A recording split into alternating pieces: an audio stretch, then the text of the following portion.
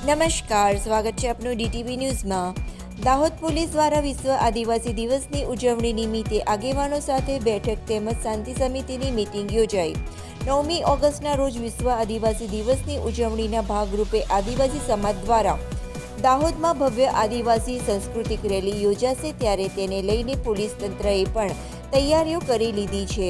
આદિવાસી સમાજના અગ્રણીઓ તેમજ દાહોદના અલગ અલગ સમાજના આગેવાનો સાથે આજે પોલીસ તાલીમ ભવન ખાતે એસપીના અધ્યક્ષસ્થાને બેઠક યોજાઈ હતી, જેમાં ધારાસભ્ય કનૈયાલાલ કિશોરી, ધારાસભ્ય મહેન્દ્ર ભાભોર, પાલિકા પ્રમુખ સહિત આગેવાનો અને પોલીસના અધિકારીઓ હાજર રહ્યા હતા।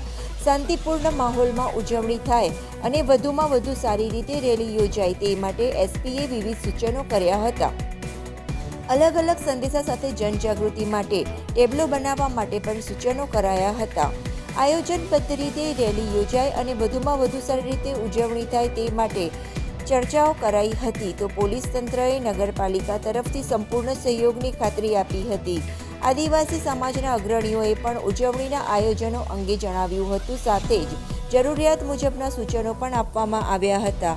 આદિવાસી સમાજ દ્વારા શાંતિના સંદેશ સાથે ઉત્સાહભેર ઉજવણીની તમામ પ્રકારની તૈયારીઓ કરવામાં આવી છે।